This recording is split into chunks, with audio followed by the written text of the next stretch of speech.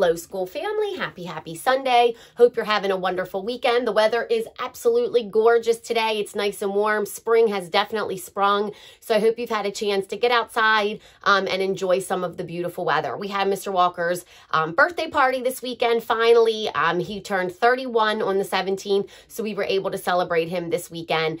So I am happy for a day today of a little bit of relaxation and getting ourselves ready for our week coming up this week.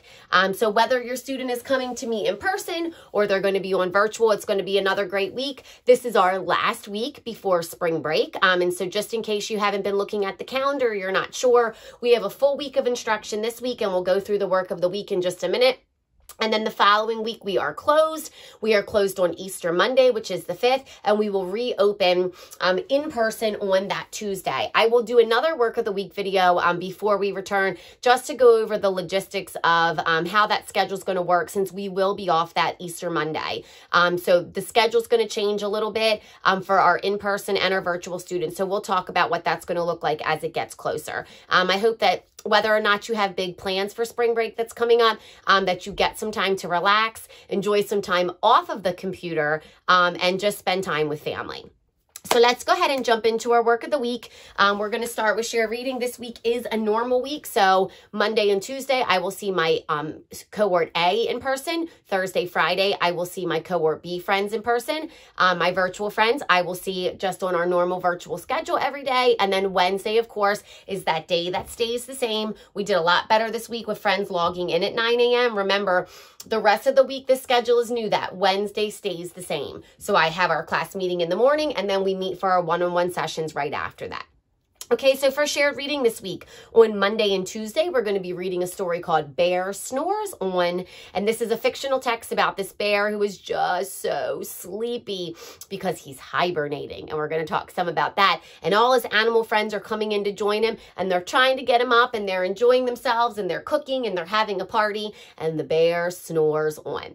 So on Monday, we're going to ask and answer questions about key details. We're getting really good at doing the I wonder, and then asking our questions. You may notice that your students sometimes ask you that they have a question for you. They say, "Can I ask a question?"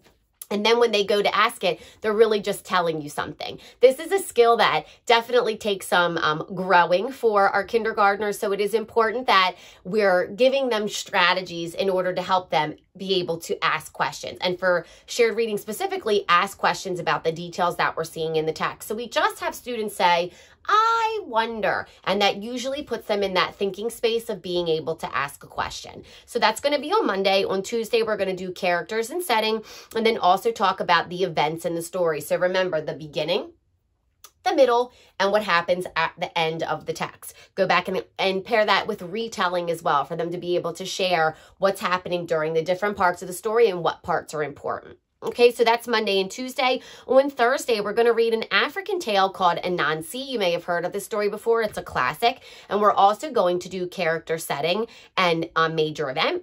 And then on Friday, we're going to read a nonfiction text. It's called Animal Homes. It's a very short text, and that's going to be defining unknown words.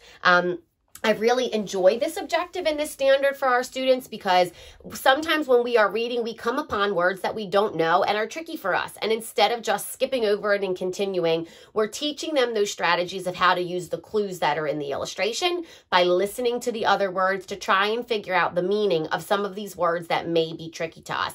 And sometimes our friends surprise me and they know the definition of the word already, which is awesome. But it lends itself to having really rich discussion, and it's just a standard that I think is really good for them, and it's very helpful.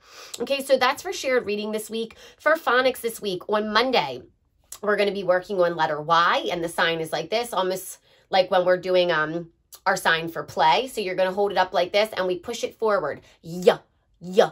Yeah. You may notice when your student says the letter Y, they might try to pair the sound W with it. And that makes total sense, because when I say Y, it makes that W sound. So this one might be a little bit harder for them. We're teaching them that I'm pushing my chin out and I'm saying the sound yeah, yeah.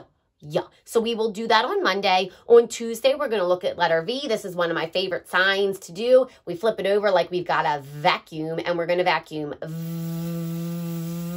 So that's going to be on Tuesday.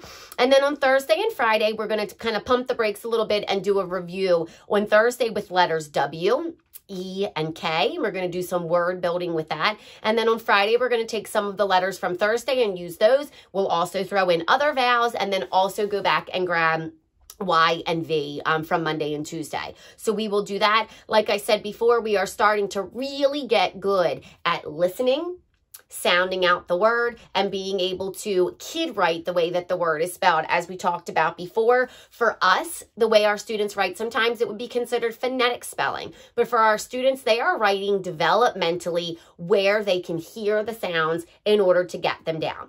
And the more that we practice doing this and the more grammatical rules that we learn, you'll be able to notice the progress your student is making in their writing and their reading. Okay, so that's for phonics. For math this week, tomorrow we're going to play a game called I Spy, and we are still working on our shape. So we're going to be giving clues to be able to tell about a shape that maybe they see, 2D shape, flat, or 3D shape, those solid shapes. On Tuesday, I'm so excited for this. We're going to play Shape Bingo. Haven't figured out just yet how we're going to modify this to work virtually and in person, but I'm working on it. So we'll have that ready to go for Tuesday. On Thursday, we're going to play a game called That's My Rule. And what I love about this is students are going to come up with their own rules about a shape to give clues for other friends to guess about the attributes. So if my rule was my shape has 4 sides, friends are going to guess and be able to tell, okay, it can't be a triangle because a triangle only has 3 sides, and kind of use that process of elimination to find out what the shape is.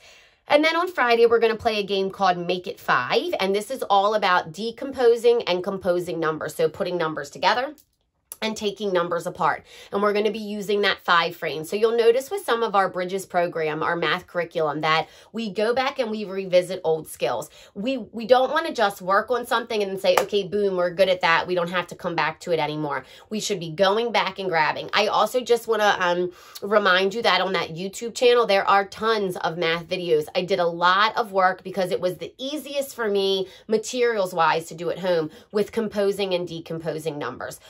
A lot of videos with subtraction. Some of them are super silly and have like stuffed animals and things like that in them. So if you want to go back and look, the description should tell you.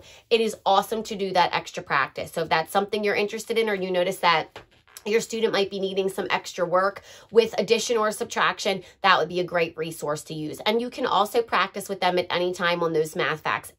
Like I said last week, no practice, extra practice is bad practice. All of it is great. Okay, so I think that is everything for content writing this week. I'm really loving that extra time that we get together. So we finish shared reading and then we hop into that content and writing time. And it's really allowing me to see an extension of what our students are already able to do. So whatever skill we're working on in shared reading, seeing them pair that with a matching writing activity, we really have been doing a great job.